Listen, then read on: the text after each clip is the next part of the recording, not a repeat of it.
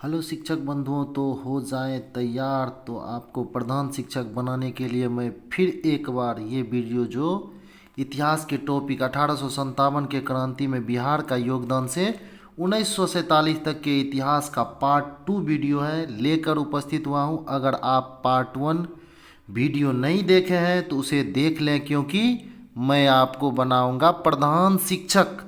तो दोस्तों, आज का शुरू करते हैं अध्याय। तो दोस्तों, पार्ट 1 वीडियो में मैंने बाबू वीर कुंवर सिंह के जीवनी और उनके द्वारा चलाए गए स्वतंत्रता आंदोलन के बारे में बताया था। तो दोस्तों, आज के क्लास में शुरू करते हैं होम रूल आंदोलन। आज के क्लास में शुरू करते हैं दोस्तों होम रूल आंदोलन। तो देखेंगे होम रूल आंदोलन 1916 ईस्वी में। होम रूल आंदोलन 1916 ईस्वी में, ध्यान देंगे, काफ़ी इम्पोर्टेंट है। होम रूल आंदोलन 1916 ईस्वी में भारत में चलाया गया था। होम रूल आंदोलन 1916 ईस्वी में भारत में चलाया गया। श्रीमती एनी बेसेंट, ध्यान देंगे, श्रीमती एनी बेसेंट के नेतृत्व में होम रूल आंदोलन श्रीमती एनी बेसेंट के नेतृत्व में मद्रास तथा बाल गंगाधर तिलक के नेतृत्व में पूना में चलाया गया था। दोस्तों ध्यान देंगे, होम रूल आंदोलन 1916 ईस्वी में चलाया गया था और श्रीमती एनी बेसेंट के नेतृत्व में होम रूल आंदोलन मद्रास में तथा बाल गंगाधर तिलक के नेतृत्व में पूना में होम रूल आंदोलन चलाया गया। आगे देखेंगे 16 दिसंबर 1916, ध्यान देंगे 16 दिसंबर 1916 को पटना में, 16 दिसंबर 1916 को पटना में मजरूल हक के नेतृत्व में एक सभा का आयोजन हुआ।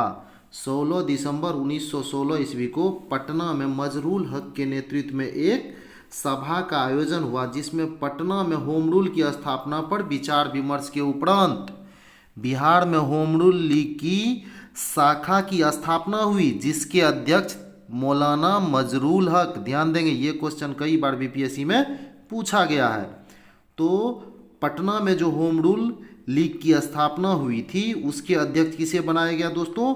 मौलाना मजरूल हक। और इसके सचिव चंद्रवंशी सहाय। और ध्यान देंगे, इसके सचिव किसे बनाया गया? चंद्रवंशी सहाय को। ध्यान देंगे, पटना में जो होम रूल आंदोलन के अध्यक्ष थे वो किसे नियुक्त किया गया? मौलाना मजरूल हक को। और इसके सचिव किसे बनाया गया?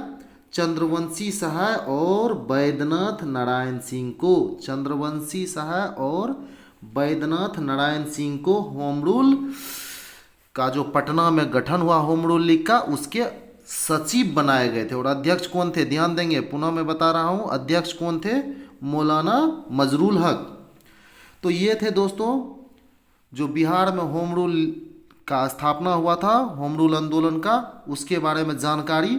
तो दोस्तों, अगर आप अभी तक मेरा चैनल लाइक और सब्सक्राइब नहीं किए हैं तो दोस्तों चैनल को लाइक और सब्सक्राइब कर दें, ताकि मैं आपको प्रधान शिक्षक बनाने हेतु इसी प्रकार के महत्वपूर्ण टॉपिक पर वीडियो लेकर आऊं और आपको प्रधान शिक्षक के चेयर पे विराजमान कर सकूं। तो दोस्तों चैनल को सर्वप्रथम सब्सक्राइब कर लें, क्योंकि दोस्तों जब आप पढ़ने में मग्न हो जाते हैं तो आप भूल जाते हैं चैनल को सब्सक्राइब भी करना है और लाइक भी करना है। ठीक है दोस्तों, तो मैं पुनः कह रहा हूँ, आपको प्रधान शिक्षक बनने हेतु किसी भी प्रकार के पेड कोर्स को करने की ज़रूरत नहीं है। मैं आपको बिल्कुल फ्री में प्रधान शिक्षक बनाऊंगा। सिर्फ आपको मेरे चैनल को सब्सक्राइब करना है और लाइक करना है। तो दोस्तों कक्षा को आगे लेके चलते हैं। अगला आंदोलन है दोस्तों चंपारण सत्याग्रह। ध्यान देंगे, अगला आंदोलन है चंपारण सत्याग्रह।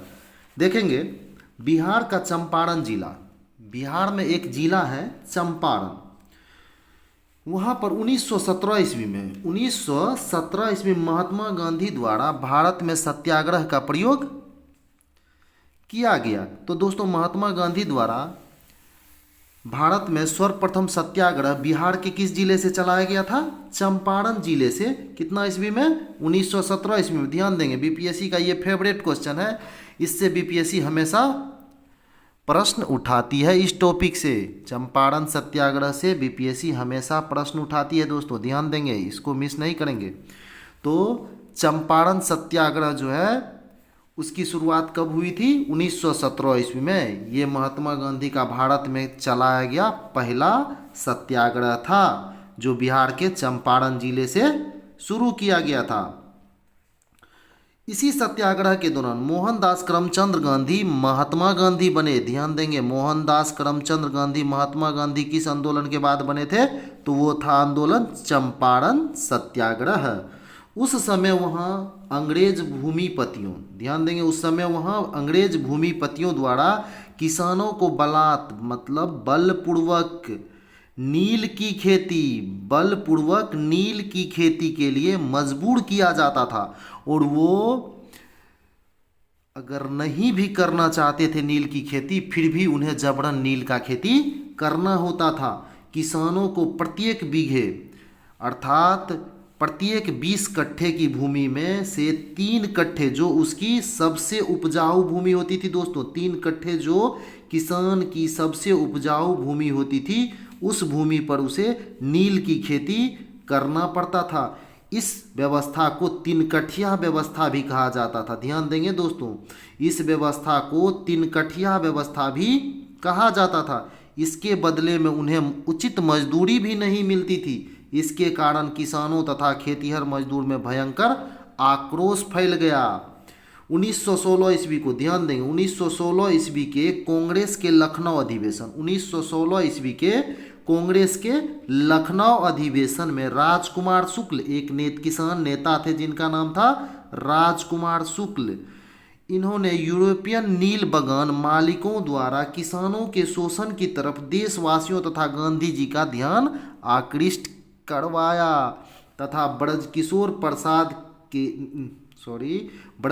प्रसाद ने एक प्रस्ताव प्रस्तुत किया जिसमें इन समस्याओं के निदान के लिए एक समिति के गठन की बात कही गई। ध्यान देंगे दोस्तों, 1916 ईस्वी का कांग्रेस का लखनऊ अधिवेशन चल रहा था। उसी अधिवेशन में ये राजकुमार शुक्ल, जो कहाँ के निवासी थे?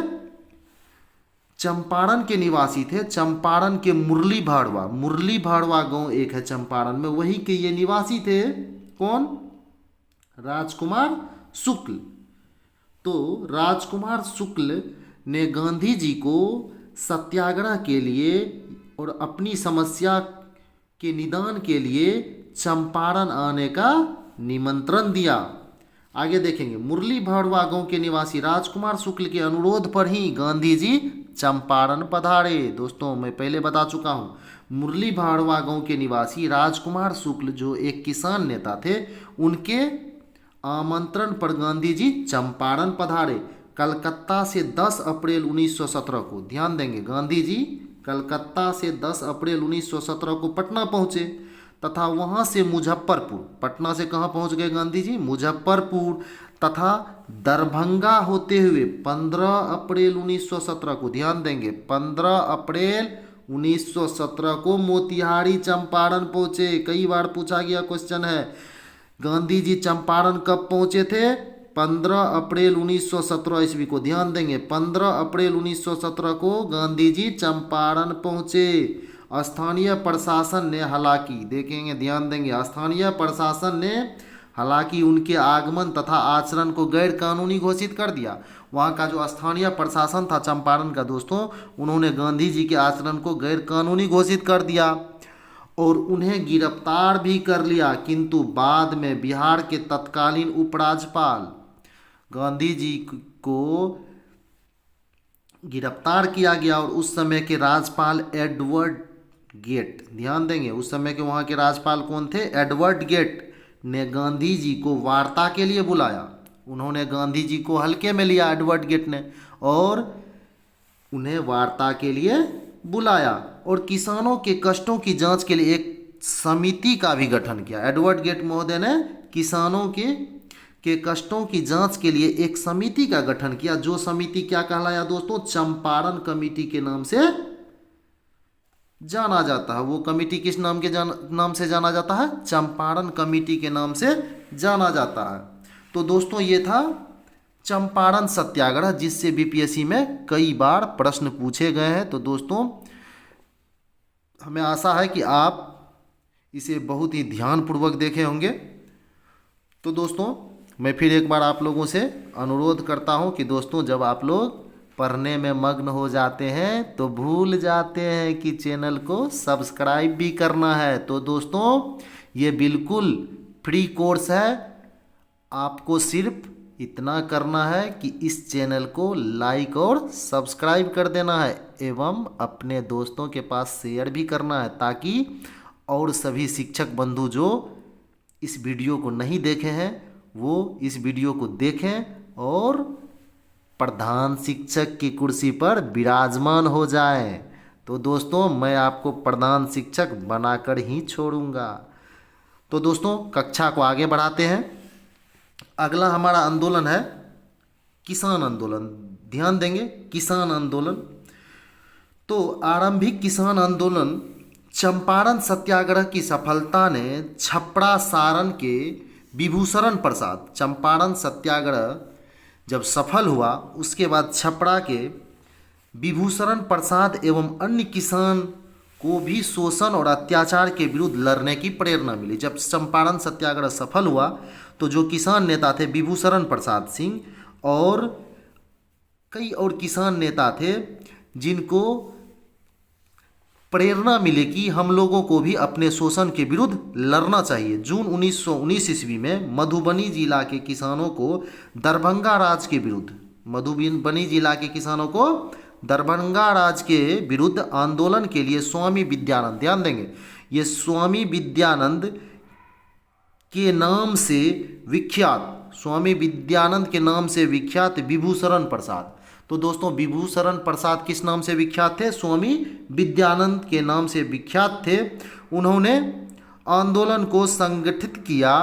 लगान वसूली के क्रम में राज के गुमास्तों के अत्याचार के विरोध और जंगल के से फल और लकड़ी प्राप्त करने के अधिकार की प्रस्तुति इस आंदोलन की मुख्य विशेषता थी। आंदोलन का विस्तार धीरे धीरे, ध्यान देंगे ये किसान आंदोलन जो था इनका विस्तार धीरे धीरे दरभंगा से शुरू हुआ और धीरे धीरे पूर्णिया, सहरसा, भागलपुर, मुंगेर, कहाँ कहाँ दोस्तों फैला? पूर्णिया, सहरसा, भागलपुर, मुंगेर जिलों तक फैल गया। महाराजा दरभंगा, जो दरभंगा महाराज थे, उन्होंने आंदोलन के प्रभाव को नष्ट करने के लिए एक प्रांतीय सभा का गठन किया। दरभंगा महाराज ने आंदोलन के प्रभाव को नष्ट करने के लिए प्रांतीय सभा का गठन किया।